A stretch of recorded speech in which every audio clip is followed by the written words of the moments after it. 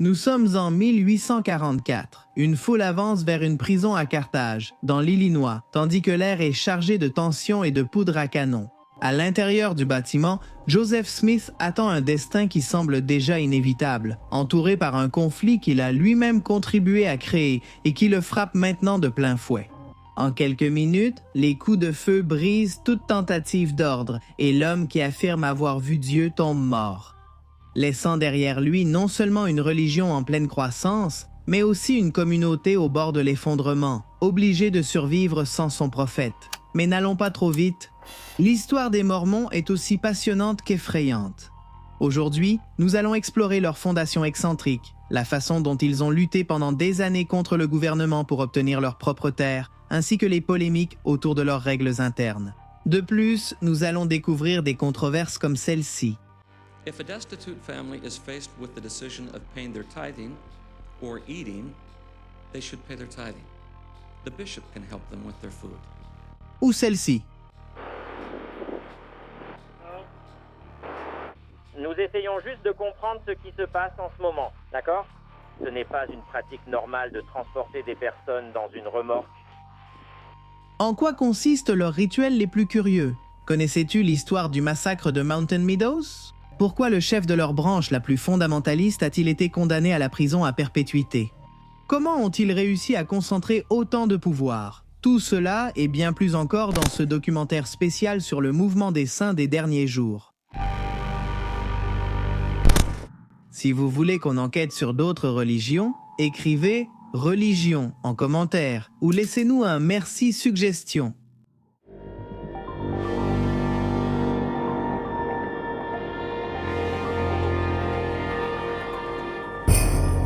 L'origine. Vous avez sûrement déjà entendu parler des Mormons, et il est possible que vous ayez déjà vu, à un moment donné, de jeunes gens avec ces caractéristiques se promener dans un quartier. Ce sont de jeunes gens qui professent les prétendues vérités qui sous-tendent de l'un des cultes qui a le plus grandi au cours des dernières décennies, accumulant un patrimoine qui te laisserait sans voix. Cependant, avant de parler de leur fortune, découvrons l'origine de tout cela. Nous sommes en 1820 et les questions religieuses menacent de mettre le feu aux poudres. Un pays tout entier, les États-Unis, traverse une période d'expansion territoriale et de transformation culturelle. Les frontières s'étendent vers l'ouest et, parallèlement, la religion connaît une période d'intensité rarement vue. Les églises, les prédicateurs et les mouvements spirituels se multiplient dans différentes régions, portés par ce que l'histoire appelle le second grand réveil. Dans l'État de New York, en particulier dans les zones rurales, cette effervescence atteint des niveaux extrêmes. Dans des régions connues sous le nom de districts incendiés, un territoire où les réveils religieux sont constants et où la population est exposée à des discours contradictoires sur le salut, la vérité et le destin de l'âme. C'est dans ce contexte que grandit Joseph Smith, né en 1805 dans une famille modeste. Son environnement combine des croyances chrétiennes traditionnelles avec des pratiques mystiques et des éléments de magie populaire. C'est quelque chose de courant à une époque où la frontière entre religion et superstition n'est pas clairement définie. Joseph n'a pas une grande éducation et se décrit lui-même comme un chasseur de la nouvelle particulièrement rurale, à un moment d'intense mouvement spirituel. C'est en 1805 dans cette humble période. Smith, né en 1805, grandit dans ce contexte et se montre très doué pour raconter des histoires. Mais à l'âge de 14 ans, quelque chose change en lui. La confusion doctrinale qui entoure Smith le pousse à prendre une décision personnelle. Il se retire dans une forêt voisine pour prier seul. Là, selon son propre témoignage, il vit un événement qui marquera le début de tout. Il affirme avoir vu Dieu le Père et Jésus-Christ, qui se manifestent directement à lui. Lors de cette rencontre, il reçoit un message clair. Aucune des églises existantes ne possède la vérité complète. La vérité demeure encore cachée aux hommes et c'est lui qui est choisi pour commencer à la proclamer. Cette affirmation établit une rupture immédiate avec le christianisme traditionnel et place Smith dans une position unique au sein du paysage religieux. Tout à coup, il est tout simplement l'élu. Au cours des années suivantes, son récit s'élargit. Smith affirme que ce qu'il a vécu dans cette forêt n'est pas un fait isolé, mais le début d'une série de révélations progressives. Sa vie commence à tourner autour d'une mission qui n'est pas encore totalement définie, mais qui apparaît comme inévitable. Ce récit personnel se consolide en 1823, lorsqu'il affirme avoir reçu la visite d'un messager céleste. Il l'identifie comme Moroni, un être qui lui révèle l'existence de plaques d'or enterrées sur une colline voisine. Petite anecdote, Moroni est cet ange avec une trompette que l'on peut voir aujourd'hui sur chaque église liée au mouvement. Les plaques d'or, selon la description de Moroni, contiennent le récit d'anciens peuples qui ont habité le continent américain. Elles renferment également une histoire sacrée inconnue jusqu'à ce moment-là. Smith ne perd pas une seconde et, utilisant ses instruments de chercheur de trésors, il se prépare à trouver ces plaques. Précisons que lorsque nous parlons de son attirail, nous faisons référence à des branches, des pierres supposées avoir des pouvoirs et des boussoles énergétiques. Au terme d'un parcours plutôt simple, il trouve ce que Moroni avait promis. Ce sont effectivement des plaques dorées qui portent des inscriptions. Sauf que c'est dans une langue aussi ancienne qu'inconnue. Heureusement, à côté des plaques, il trouve des instruments spéciaux qui permettent de transformer les symboles étranges en mots. Ce sont d'autres pierres magiques et quelques cristaux que Smith garde jalousement. Dès lors, le jeune homme entame un travail de traduction dans un cadre restreint. L'histoire raconte qu'il met les plaques dorées dans un chapeau haut de forme et regarde ensuite à l'intérieur de celui-ci. Puis, sans hésiter ni s'arrêter, il commence à dicter ce qu'il voit, avec la participation de quelques collaborateurs proches qui jouent des rôles clés dans la transcription du contenu. Certains d'entre eux déclarent avoir vu les plaques ou avoir eu un contact direct avec elles. D'autres décrivent des expériences plus liées au spirituel, où les visions et la foi occupent une place centrale. Ce processus s'étend sur plusieurs années et reste entouré d'une atmosphère de mystère.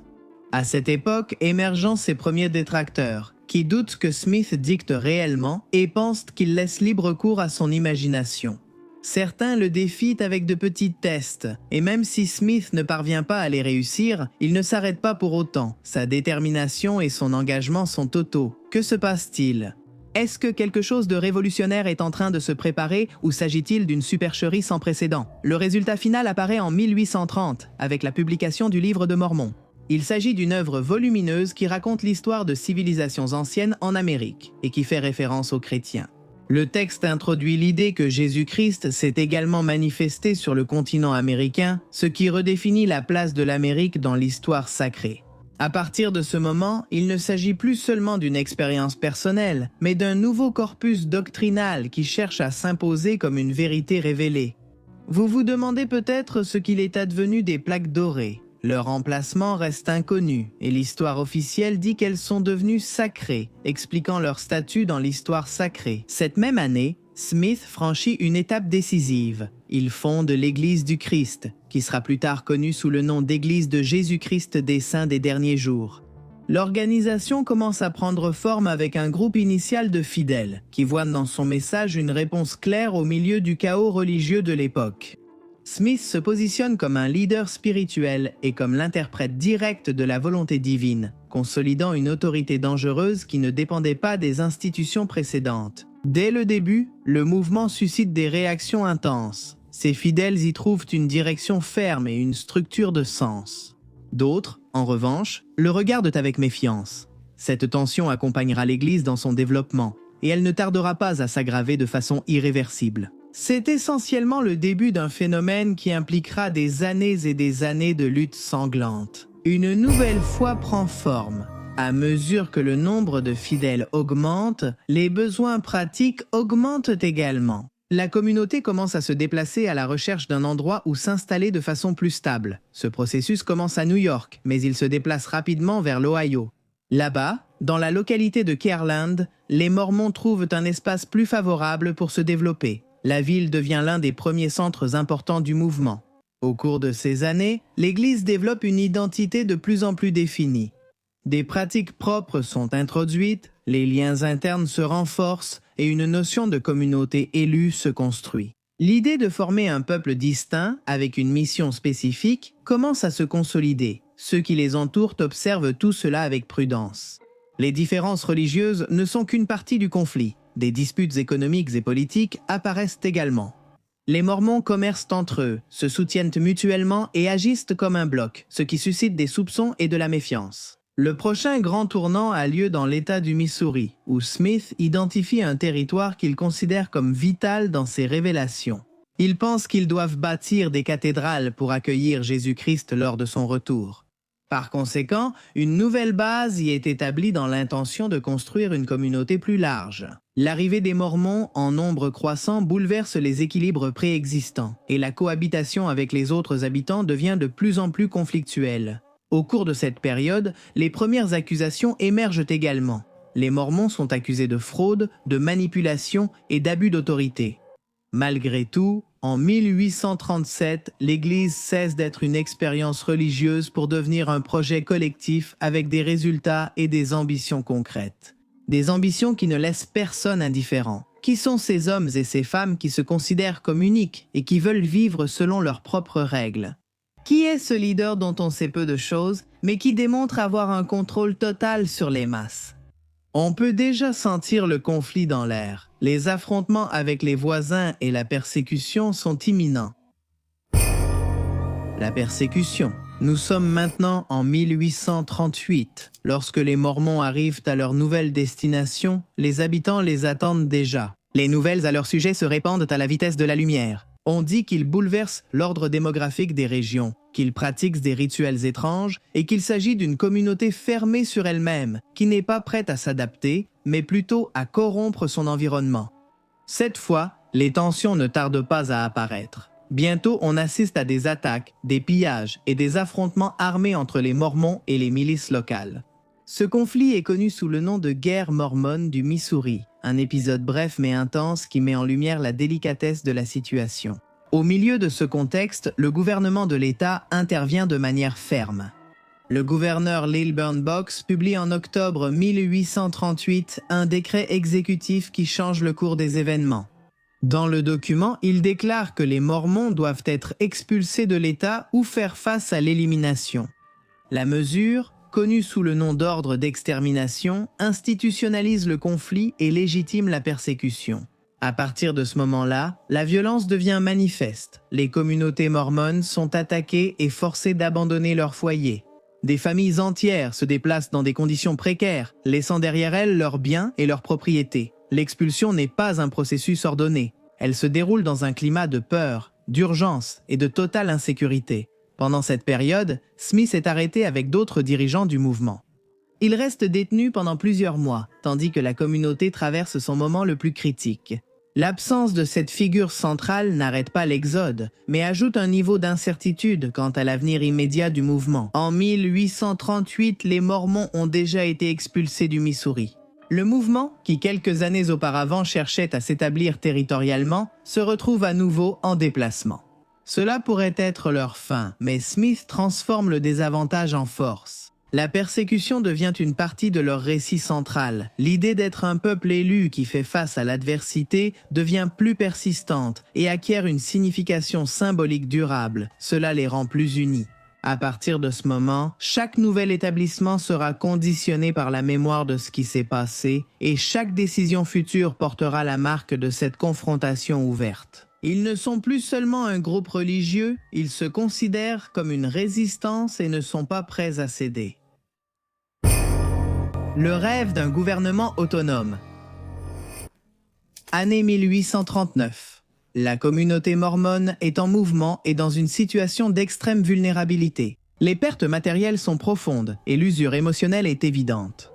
Comme ils le peuvent, ils parviennent à s'établir dans l'État de l'Illinois, sur les rives du fleuve Mississippi. Là, commence la construction d'une nouvelle ville qui deviendra bientôt le centre du mouvement.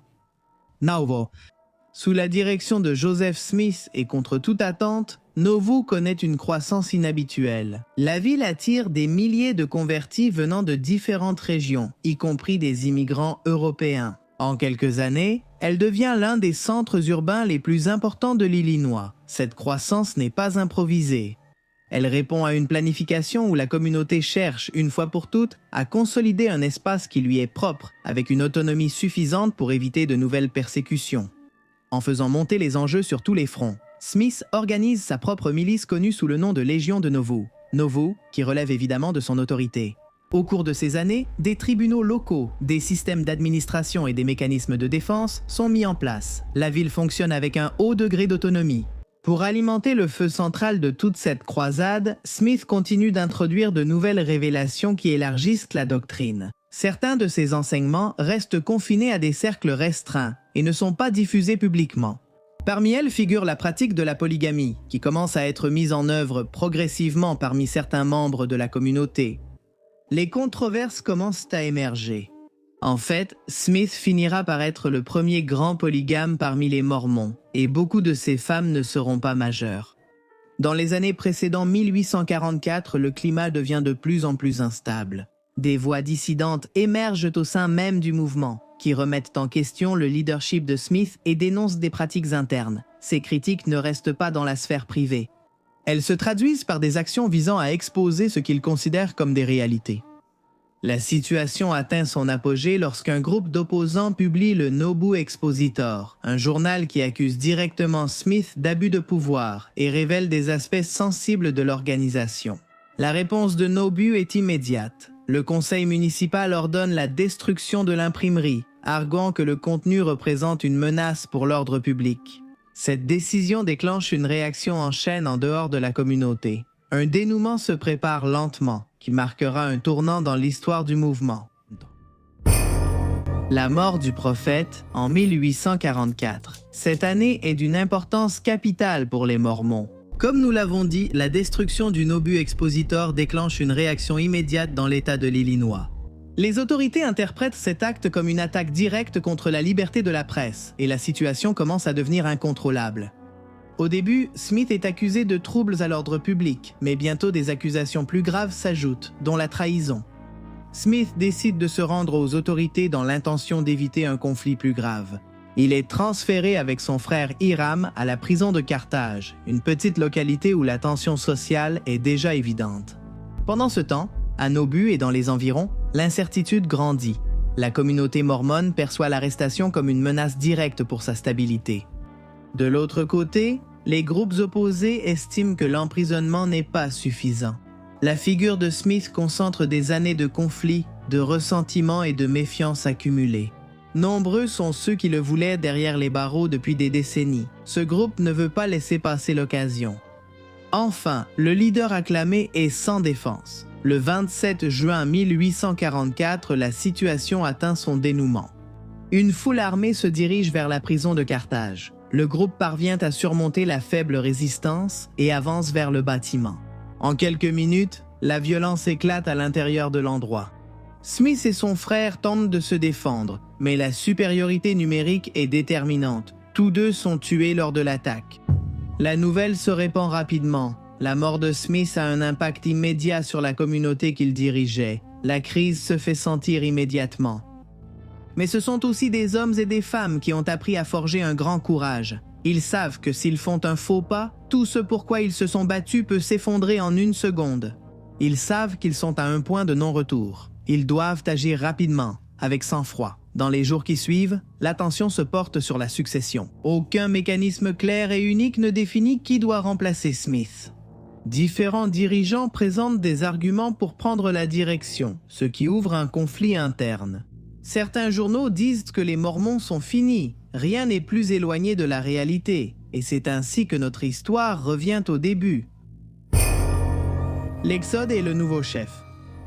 Pendant ces mois tumultueux, Brigham Young, membre du Collège des 12 apôtres, émerge avec force. L'homme gagne progressivement du soutien. Young propose une continuité institutionnelle basée sur la structure existante et suggère une direction collective qui sera ensuite consolidée sous sa propre autorité.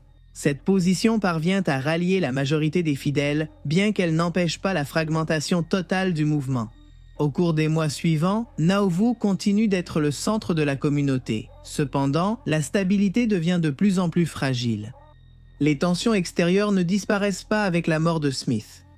La pression sociale et politique persiste et la ville commence à perdre sa capacité à soutenir le projet sur le long terme. La communauté perçoit que rester là implique un risque constant. À partir de 1845, l'idée d'un nouveau déplacement commence à prendre forme. Young impulse un plan pour déplacer la communauté vers l'ouest, au-delà des frontières établies des États-Unis à cette époque. L'objectif est de trouver un territoire isolé où ils pourront développer leur organisation sans interférences extérieures afin que l'histoire ne se répète pas. Le processus de départ s'intensifie en 1846. Des milliers de Mormons quittent Nauvoo dans des conditions difficiles, affrontant le climat et la pénurie lors de leur traversée.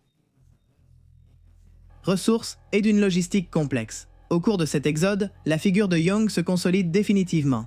Sa capacité à coordonner le mouvement, à prendre des décisions et à maintenir la cohésion du groupe renforce son leadership. L'expérience partagée du voyage fonctionne comme un élément d'union. Au cours du processus, la communauté reconstruit son identité. La destination finale commence à se définir comme la vallée du Grand Lac Salé, un territoire reculé qui, à cette époque, fait partie du Mexique.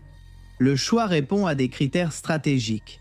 Il s'agit d'une région isolée, avec une faible présence de l'État et des conditions qui, bien que difficiles, permettent d'établir un nouveau départ sans pression immédiate. En 1847, les premiers groupes arrivent dans la vallée. L'installation initiale marque le début d'une nouvelle étape. La communauté commence à organiser le territoire, à établir des cultures et à favoriser la croissance. Cela semble être le début d'une nouvelle ère dorée, mais c'est alors qu'a lieu l'un des chapitres les plus brutaux de son histoire. Un chapitre au cours duquel ce sont eux qui commettent un massacre.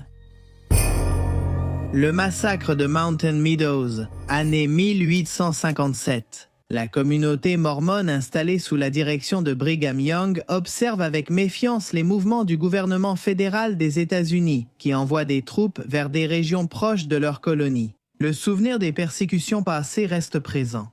Le sentiment de menace s'installe comme faisant partie du quotidien et la paranoïa débouche sur le pire des scénarios possibles. Une caravane de migrants, connue sous le nom de groupe Baker-Fanker, traverse la région. Il s'agit de familles provenant des colonies. La communauté ressent l'avancée. Des rumeurs commencent à circuler. On parle de provocations, de conflits mineurs et de tensions avec les habitants locaux. Les informations sont fragmentaires et s'amplifient dans un environnement où la méfiance, comme nous l'avons dit, est déjà installée. Dans ce climat, un groupe de miliciens mormons, accompagnés d'alliés indigènes, décide d'intervenir. L'attaque commence au début du mois de septembre. La caravane est encerclée dans une zone connue sous le nom de Mountain Meadows. Pendant plusieurs jours, les émigrants résistent au siège. La situation devient insoutenable. Le manque d'eau, l'épuisement physique et la pression constante réduisent les chances de survie. Le 11 septembre 1857, le dénouement a lieu. Les assaillants proposent une réunion. La pression réduit les chances de survie. Les émigrants acceptent. Ils sont désarmés et organisés en groupe pour quitter les lieux. À ce moment-là, la situation change brusquement. L'escorte se transforme en exécution. Hommes, femmes et jeunes sont assassinés. Seul un petit groupe de jeunes enfants survit. Le nombre de victimes dépasse les 100 personnes. L'affaire reste passée sous silence pendant un certain temps. La version initiale tente d'attribuer la responsabilité à des affrontements avec des indigènes. Mais au fil des années, des témoignages commencent à émerger, reconstituant les faits avec plus de précision. Le massacre devient l'un des épisodes les plus sombres liés à l'histoire des premiers établissements mormons.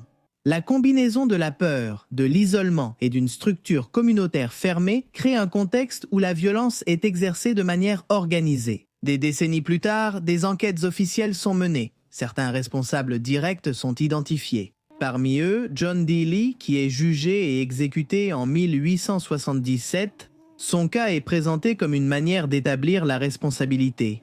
Bien que la portée des décisions et le niveau de connaissance au sein de la hiérarchie restent sujets à l'analyse historique, l'Église, avec le temps, reconnaît les faits et exprime des regrets pour ce qui s'est passé. L'épisode est intégré comme une blessure dans sa propre narration, un moment où le contexte de conflit et la logique de défense aboutissent à une action irréversible. Ainsi, la peur se transforme en action, et l'histoire du mouvement intègre l'un de ses aspects les plus difficiles à expliquer et à oublier. Pourtant, les Mormons continuent de croître inexorablement. Au fil des années, ils cessent d'être considérés comme une curiosité et certains de leurs rituels et pratiques les plus singuliers commencent à être connus du public. Dans la structure mormone, les rituels occupent une place clé. Ils ne sont pas présentés comme des éléments secondaires, mais comme des mécanismes qui organisent la vie spirituelle des fidèles. L'un des rituels les plus distinctifs est le baptême pour les morts. Cette pratique part d'une prémisse concrète. Le salut peut s'étendre au-delà de la vie terrestre. Les fidèles se font baptiser au nom de personnes décédées qui n'ont pas eu l'occasion de recevoir ce sacrement de leur vivant. L'acte est réalisé de manière symbolique, mais avec une intention spirituelle directe. Le développement de ce rituel entraîne une activité parallèle qui prend une grande importance, la recherche généalogique. L'Église encourage la reconstitution des arbres généalogiques dans le but d'identifier des ancêtres qui peuvent être inclus dans ces cérémonies. Cette tâche devient l'un des fondements de son organisation moderne, combinant foi, archivage et systématisation des données. Aujourd'hui, en effet, le Family Search qu'ils ont mis en place est reconnu comme la plus grande base de données généalogiques du monde. Outre le baptême pour les morts, il existe d'autres cérémonies qui renforcent les liens au sein de la communauté. Parmi celles-ci, on distingue les scellements, des rituels qui unissent les familles au-delà de la mort. L'idée centrale est que les relations familiales puissent continuer dans une dimension éternelle, ce qui confère une valeur spirituelle profonde aux liens terrestres. Beaucoup de ces rites se déroulent dans des temples, des lieux considérés comme sacrés et différents des chapelles ordinaires. L'accès à ces lieux est réglementé et nécessite de remplir certaines conditions, ce qui renforce leur caractère réservé. Cette réserve suscite la curiosité et, dans de nombreux cas, des interprétations extérieures qui associent l'Église à un certain degré de secret. D'ailleurs, il existe de nombreux récits d'ex-mormons qui évoquent des liens maçonniques dans la réalisation de ces rites. Ils construisent également une forme d'appartenance qui se projette au-delà de la vie individuelle, intégrant chaque membre dans un récit spirituel qui n'a pas de limite temporelle claire. Enfin, et ce n'est pas moins important, il y a la question de la dîme. Nous allons nous arrêter plus en détail sur ce point dans un instant. Ce qui nous importe maintenant, c'est que, une fois enfin installés, il semblait que les problèmes sembleraient enfin rester loin de cette communauté. Mais alors, on leur déclare à nouveau la guerre, cette fois pour quelque chose de très précis, la polygamie. Polygamie et affrontement. L'éloignement des centres de pouvoir permet aux Mormons de progresser avec une relative autonomie pendant les premières années. Dans ce contexte, la pratique de la polygamie prend une dimension plus visible. Bien que son introduction remonte aux dernières années de Joseph Smith, c'est pendant cette période qu'elle se formalise comme partie intégrante de la vie religieuse de certains groupes. La doctrine la présente comme un principe révélé, associé à l'expansion du groupe et à une vision spirituelle du mariage. La mise en œuvre de cette pratique n'est pas uniforme, mais son existence devient de plus en plus connue en dehors du territoire mormon. À mesure que les États-Unis consolident leur présence dans l'Ouest, l'isolement initial commence à diminuer. Le territoire de l'Utah passe sous juridiction américaine après la guerre avec le Mexique, ce qui change le cadre politique dans lequel la communauté se développe. Au cours des décennies suivantes, la polygamie devient l'un des principaux foyers de conflit. Aux yeux du gouvernement fédéral, les autorités la considèrent comme incompatible avec l'ordre légal et social du pays. À partir de la seconde moitié du 19e siècle, des lois spécifiques sont promulguées pour limiter cette pratique et affaiblir la structure institutionnelle mormone. La réponse de la communauté combine résistance et adaptation. D'une part, la légitimité religieuse de la polygamie est soutenue. D'autre part, des stratégies sont développées pour protéger leurs membres contre les sanctions légales. Au fil des années, le gouvernement fédéral intensifie son intervention. Des mesures sont mises en place, comprenant la poursuite judiciaire des dirigeants, la confiscation des biens et la restriction des droits civils. Ces actions visent à forcer un changement au sein de l'Église et à réduire sa capacité à fonctionner comme un système autonome. Vers la fin du 19e siècle, la situation atteint un point critique. La poursuite de la polygamie met en danger la stabilité institutionnelle du mouvement et son intégration au sein des États-Unis. Dans ce contexte, la direction de l'Église prend une décision clé. En 1890, un manifeste officiel est publié, déclarant la fin de la pratique de la polygamie au sein de l'Église principale. Cependant, ce changement n'est pas accepté de manière unanime. Certains groupes considèrent que renoncer à la polygamie revient à abandonner un principe fondamental. De cette divergence naissent des courants dissidents qui poursuivent la pratique hors de la structure officielle. Maintenant qu'ils cessent enfin de se disputer, ils se retrouvent fragmentés. Est-ce que cela les affaiblit? Non.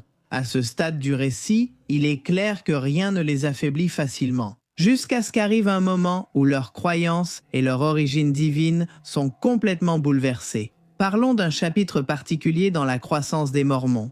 Un chapitre où il y a eu des bombes, des conspirations et des morts. L'affaire Mark Houghton.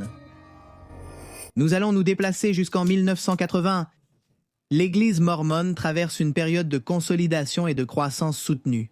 Sa structure institutionnelle est solide et son histoire commence à faire l'objet d'études tant à l'intérieur qu'à l'extérieur du mouvement.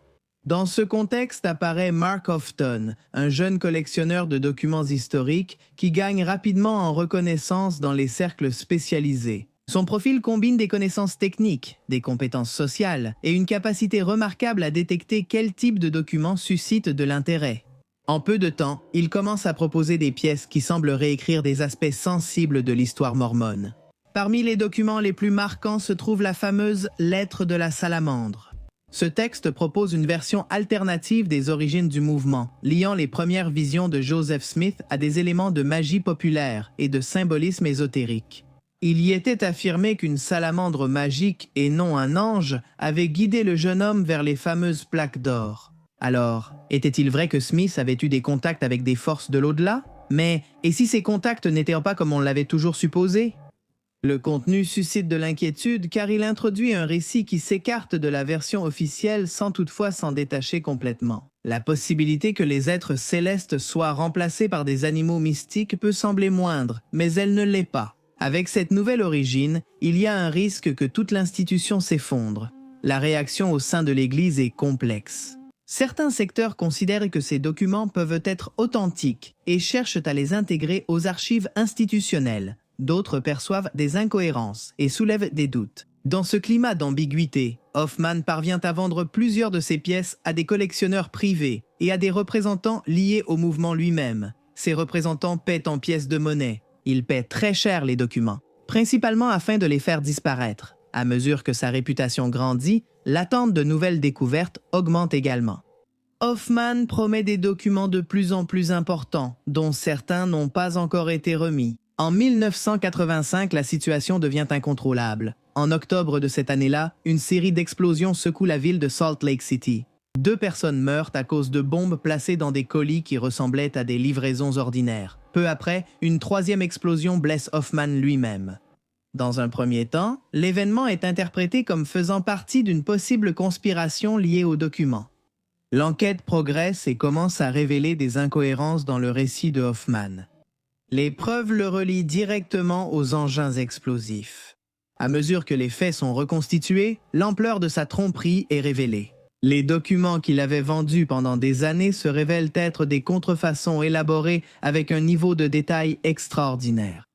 Il apparaît que Hoffman a posé les bombes pour détourner l'attention de documents qu'il n'avait pas. L'affaire a un impact profond.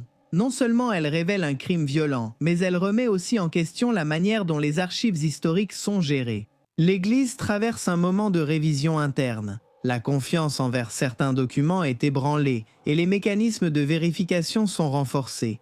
Hoffman est finalement arrêté. L'histoire de Hoffman laisse une marque durable car elle combine manipulation intellectuelle, fraude économique et violence extrême. L'épisode ne modifie pas les fondements doctrinaux du mouvement, mais il introduit une fissure dans la relation entre histoire, foi et preuve. Il y a une érosion au sein des hautes sphères internes, mais cela ne les empêche pas de devenir une organisation millionnaire en pleine expansion mondiale qui fait l'objet de nombreuses critiques sévères et de polémiques.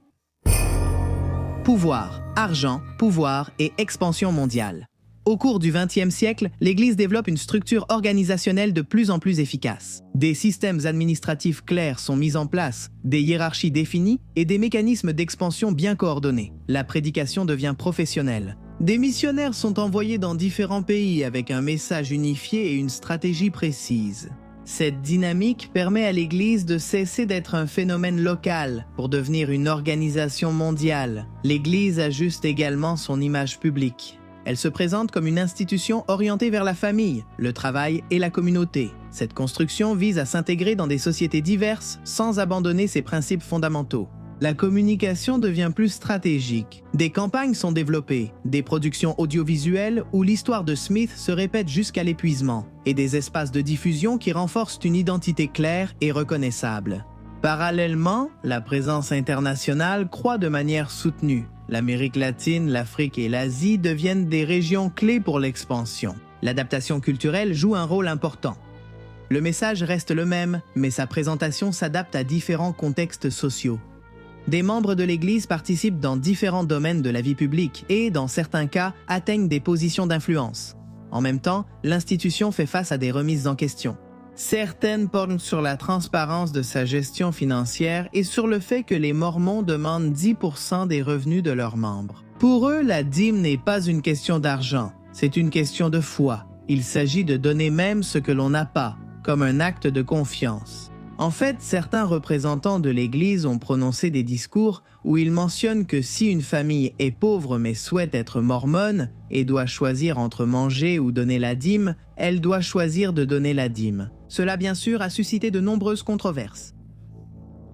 Si une famille est confrontée à la décision de payer sa dîme ou de manger, elle devrait payer sa dîme.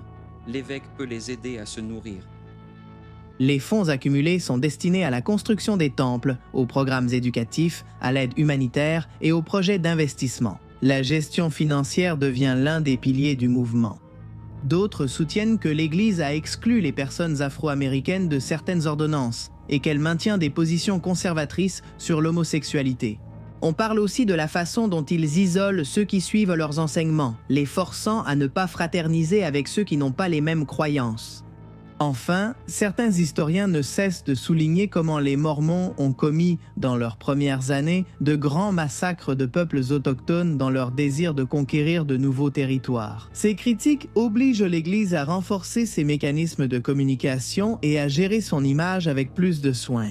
Au XXIe siècle, la technologie est intégrée comme un outil pour diffuser son message et mettre ses membres en relation dans différentes parties du monde. Les Mormons affichent une image visible, rayonnante et en expansion. Mais souvenez-vous, nous avons mentionné l'existence de factions plus radicales à une époque. Eh bien, ces factions ont également suivi leur propre chemin au fil du temps. Un chemin controversé qui finirait même par conduire un leader à être condamné à la prison à perpétuité. Les fondamentalistes et Warren Jeffs. Concentrons-nous sur l'année 2002. Alors que l'Église mormone officielle poursuit son expansion mondiale et consolide son image institutionnelle, il existe des groupes qui se développent en parallèle, à l'écart de cette structure. Ces communautés se considèrent comme les héritières des pratiques originelles et rejettent les changements introduits à la fin du XIXe siècle, en particulier l'interdiction de la polygamie. Ces groupes, connus sous le nom de Mormons fondamentalistes, fonctionnent de manière indépendante. Ils ne répondent pas à l'autorité centrale de l'Église de Jésus-Christ des Saints des derniers jours. Leur organisation est fermée, avec des dirigeants forts et des règles internes strictes. La vie communautaire est structurée autour de l'obéissance et d'une interprétation littérale de certaines doctrines. Dans ce contexte apparaît la figure de Warren Jeffs, qui prend la tête de l'Église fondamentaliste de Jésus-Christ des Saints des derniers jours, l'une des branches les plus connues de ce mouvement. Jeffs hérite d'une structure déjà consolidée, mais il la porte à un niveau de contrôle bien plus strict. Sous sa direction, la communauté renforce son isolement, les décisions se centralisent et l'autorité du chef devient incontestable. Jeffs établit des règles qui régulent les aspects quotidiens de la vie des membres, depuis l'habillement jusqu'aux liens familiaux. La polygamie non seulement se maintient, mais elle s'organise comme une partie centrale du système. Au fil des années, des accusations commencent à surgir. D'anciens membres de la communauté décrivent des situations d'abus, des mariages forcés et un contrôle extrême sur les personnes, en particulier les femmes et les mineurs. Ces accusations attirent l'attention des autorités et ouvrent une enquête qui se déroule pendant plusieurs années. En 2006, Jeff est arrêté après être resté en fuite. L'affaire devient publique et expose le fonctionnement interne de ces communautés. Au cours du procès, des témoignages sont présentés détaillant des pratiques systématiques d'abus et de coercition. En 2011, Jeffs est condamné à la réclusion à perpétuité. La sentence repose sur de multiples chefs d'accusation liés à des abus sexuels et des mariages forcés. Ce verdict n'affecte pas seulement sa personne, mais il influence également la perception générale des groupes fondamentalistes. L'Église mormone officielle prend ses distances avec ces communautés. Elle réaffirme qu'il n'existe aucun lien institutionnel et que les pratiques de ces groupes ne représentent pas sa doctrine actuelle. Cependant, l'existence de ces branches maintient vive une tension historique, une tension qui ne s'apaise pas avec les années et qui continue de générer de nouvelles controverses, comme celle qui s'est produite lorsque la police a arrêté cet homme, appelé Samuel Bateman. Samuel Bateman, pouvoir, isolement et abus, année 2018. Dans des communautés isolées du sud-ouest des États-Unis, la figure de Samuel Bateman commence à s'imposer, un autre chef lié à des courants fondamentalistes issus du mormonisme historique. Son influence grandit au sein de groupes qui maintiennent des pratiques telles que la polygamie et une structure d'autorité centralisée où la direction n'est pas remise en question. Bateman ne se présente pas comme un réformateur. À l'instar de Jeffs, il se positionne comme quelqu'un qui reprend des principes considérés comme originels par ces groupes. Son discours combine des éléments religieux avec une interprétation rigide de l'ordre communautaire. À travers cette approche, il établit un système où l'obéissance devient l'axe principal de la vie quotidienne. Avec le temps, les décisions personnelles sont subordonnées à l'autorité du chef. Les familles, les liens et l'organisation interne répondent à des directives présentées comme incontestables. Dans ce schéma, des accusations commencent à émerger. D'anciens membres décrivent des situations de manipulation. Les accusations incluent des mariages forcés et un contrôle sur les enfants. Ces témoignages attirent l'attention des autorités, qui lancent des enquêtes dans différentes juridictions. En 2022, la situation dégénère lorsque Bateman est arrêté à la suite d'une opération en Arizona. Sur place, les forces de sécurité trouvent des mineurs dans des conditions qui renforcent les soupçons précédents. L'arrestation marque le début d'un processus judiciaire qui expose le fonctionnement interne de ces communautés. En 2024, Bateman est condamné à la prison. Une fois de plus, l'Église mormone officielle garde ses distances. L'affaire Bateman s'ajoute à d'autres épisodes qui émergent en marge du mouvement. Cela renforce l'idée que, dans des contextes fermés, la concentration du pouvoir peut conduire à des dynamiques où le contrôle dépasse toutes les limites. De plus, c'est une autre preuve de la façon dont la coercition sur certaines psychés peut mener à des expériences dangereuses, comme nous le verrons dans le prochain chapitre.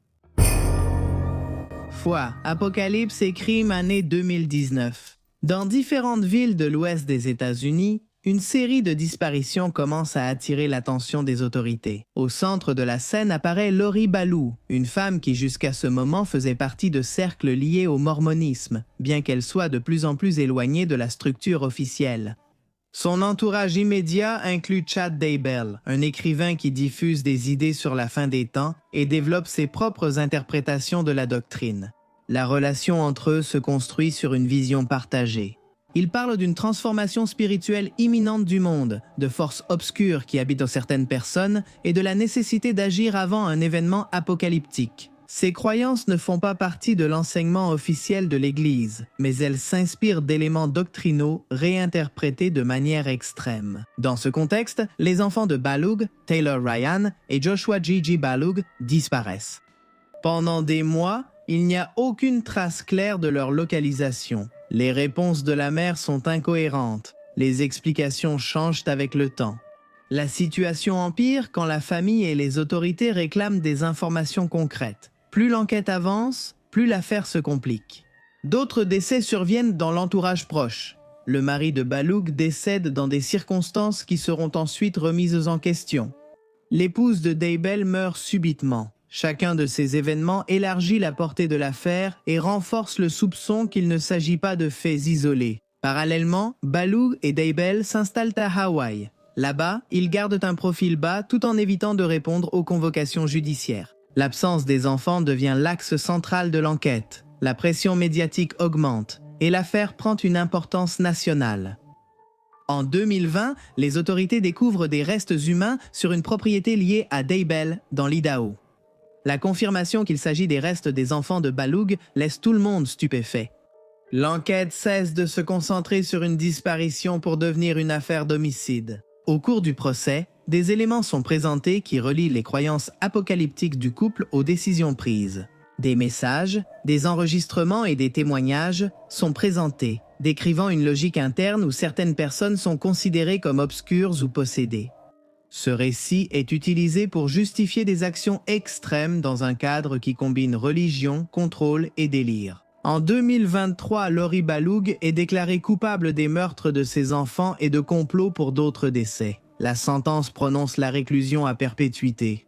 L'affaire de Chad Daybell se poursuit en parallèle, avec des accusations similaires qui approfondissent la dimension de l'affaire. L'Église de Jésus-Christ des Saints des derniers jours se désolidarise de manière explicite. Elle précise que les idées promues par Baloug et Daybell ne représentent pas sa doctrine.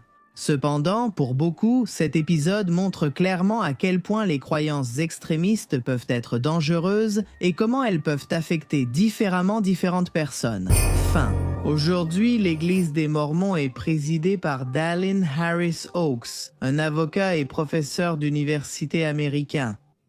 Au cours de sa carrière professionnelle, il a été pressenti à 2 reprises pour siéger à la Cour suprême des États-Unis. Selon leur propre publication, en 2026, les Mormons comptent plus de 84 000 missionnaires, enseignent dans plus de 60 langues et sont présents dans plus de 180 pays et territoires. L'Église mormone est essentiellement un empire financier de 300 milliards de dollars qui gère une organisation religieuse générant 20 milliards de dollars par an. Elle est également l'un des plus grands propriétaires privés de terres aux États-Unis. Et comme il s'agit d'une église, une grande partie de tout cela fructifie en franchise d'impôts. Intéressant, n'est-ce pas? Le but de la vie pour un Mormon est d'obéir à Dieu si parfaitement qu'à leur mort, ils peuvent eux-mêmes devenir des dieux.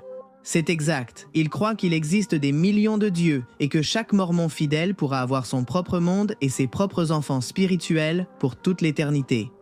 De plus, les hommes auront 3 épouses dans le royaume céleste. Cette idée de devenir des dieux est ce qui pousse les membres à donner tous leurs efforts et leur argent à cette organisation qui, paradoxalement, a commencé grâce à un garçon qui cherchait des trésors. Un rêveur, un élu ou un menteur compulsif, selon à qui vous demandez. Un garçon qui ne savait pas, ou peut-être que si, qu'il finirait par changer l'histoire moderne.